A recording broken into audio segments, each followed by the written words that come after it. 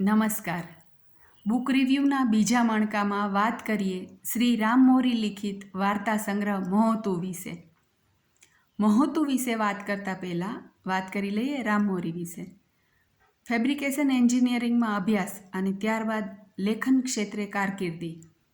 માત્ર 22 વર્ષની ઉંમરે પહેલો વાર્તા સંગ્રહ મહોતું ગુજરાત સાહિત્ય અકાદમીએ 2016માં આને શ્રેષ્ઠ પુસ્તકનું પારિતોષિક પણ આપ્યું. વાચક અને વિવેચકોએ તો વખાણ્યું જ હતું. મહોતું એ 14 વાર્તાઓનો એવો ગુલદસ્તો છે કે જેમાં સ્ત્રી જીવનના જુદા જુદા તબક્કે અનુભવાતા જાણે આંતરિક યુદ્ધની કથા છે ને એમ કહી શકાય. પહેલી વાર્તા મહોતું. આમ તો બે સ્ત્રીની વાત છે. એક સંપન્ન સ્ત્રી કે જે એની દીકરીના કપરા કાળમાં એની મદદ પણ નથી કરી શકતી એવી મજબૂરમાં, અને સામે છેડે કટલેરીનો સૂંડલો લઈને ઘરે ઘરે વેચતી કાંગસડી, અને ઘરના મોભી તો એને મહોતું કહીને જ બોલાવે છે. એવી સ્ત્રી કે જે એના દીકરીની ખરાબ સમયે મક્કમ નિર્ણય લેવો પડે છે તો તે પણ લે છે. એવી મજબૂરમાં અને મજબૂતમાં. કાંગસડી છે ને એની ખુમારી તો એના શબ્દોમાંય દેખાય છે. આદમી વિના કંઈ તાવડી ટેકો લઈ જાય છે. એટલે આ બે સ્ત્રીની વાત છે. વચ્ચે એક પહેલાંના જમાનામાં નદીએ કપડાં લઈ જતા સમૂહમાં બધી સ્ત્રીઓ જતી, તો ત્યારે જે પણ કંઈ ફરિયાદ છે, ગુસ્સો છે, એ શાંત કરવા માટે આવી સમૂહમાં નદીએ કપડાં ધોવા જવું આશીર્વાદરૂપ હતું. એવી એક વાત આવે છે. એ જે માર્મિક કટાક્ષ છે એ પણ ગમ્યું મને.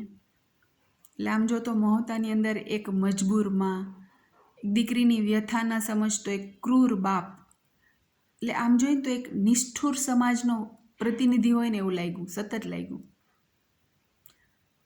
વાર્તાના અંતે જે દીકરી સમજણી થાય છે, નાની દીકરી થોડી સમજણી થઈ છે હવે, એના મનમાં એક બોલાયેલું વાક્ય છે કે બાપુ, મહોતું તો મારી બાએ ઓઢ્યું છે. એક આમ ઊંડો ઘા રજૂ કરતું હોય ને એવું લાગે વાંચતી વખતે. બીજી વાત છે 21મું ટિફિન. પોતાના કામની, પોતાની આવડતની થોડીક નાનકડા વખાણ થાય એવી મહેચ્છા. એક સ્ત્રીની એવી વાત કે જેને આમ એમ કહેવાય કે બે મીઠા બોલની જ ઝંખના છે, બસ બીજું કાંઈ નહીં. એક નીરસ જિંદગી જાય છે, એમાં એક નવા મહેમાનના આવવાથી રંગ ભરાય અને એના જવાથી ફરીથી જિંદગીમાં એ જ ખાલીપો. આ વાત છે. આ ખાલીપો પછી તો એની દીકરી પણ એક્સપિરિયન્સ કરે છે. માનો જે ખાલીપો છે અને માની જે વ્યથા છે એ દીકરી પણ એક્સપિરિયન્સ કરે છે. ત્રીજી વાર્તા બળતરા. એક નિસંતાન સ્ત્રી જસી, એની ઉપર થતો અત્યાચાર અને પછી અસહ્ય થતાં કરેલું અગ્નિસ્નાન. એક એમ કે કાળજું કંપાવી દે એવી વાર્તા છે. એમાં એક પાત્ર છે વાર્તામાં જ, હર્ષા કરીને. એ એની બાને એક પ્રશ્ન કરે છે, હે બા, જસી કાકીને બળતરા નહીં થઈ હોય? અને એની બા જે જવાબ આપે છે ને, એકદમ ટૂંકાક્ષરી જવાબ, નસીબદાર, ઉકલી ગઈ. શારીરિક કરતાં માનસિક બળતરા છે ને એ વધારે દજાડી દે. એનું આલેખન આ ખાલી 2 જ શબ્દોમાં થઈ ગયું. આવી તો આમ એમ કહેવાય ને કે એકથી એક ચડે, સંવેદનાથી છલોછલ વાર્તાનો આખો સમૂહ છે. એને જો એક્સપિરિયન્સ કરવો હશે તો તમારે આ વાર્તા સંગ્રહ વાંચવો જ પડશે.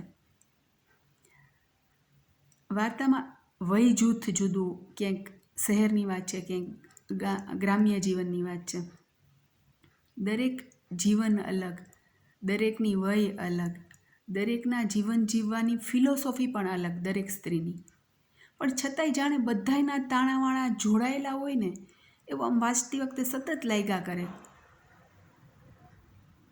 બીજી એક વાત એમ લાગે કે આપણે સ્ત્રીને એમ કહેતા હોય કે રૂજુ, કોમળ, પણ એની વાત સાંભળવા કે એની વાત વાંચવા માટે ખરેખર કાળજું આમ કઠણ જોઈને એવું લાગે. વાંચતી વખતે એવો એક્સપિરિયન્સ થાય કે કાચા પોચાનું કામ નથી. અને એક બીજો મારો પર્સનલ ઓપિનિયન છે વાર્તાકાર માટે. રામ મોરીને ખરેખર હું વાર્તાકાર કરતાંય વાર્તાના જાદુગર કહીશ. સ્ત્રી જીવનના મનોભાવને કેટલું ઊંડાણથી મૂલવી શકે છે એ આખા સંગ્રહમાં દેખાય છે.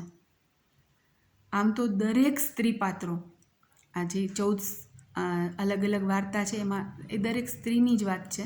બધાય વાર્તાઓ એક સરખા એમ કહેવાય ને કે હૃદયના તાર જણજણાવી નાખ્યા બધી સ્ત્રીઓના, બધા પાત્રોએ. પણ પર્સનલી મને જે વાર્તા સંગ્રહ છે બાજુ, એ બાજુ માટે વલખા મારતી જીવીનું એક પાત્ર છે.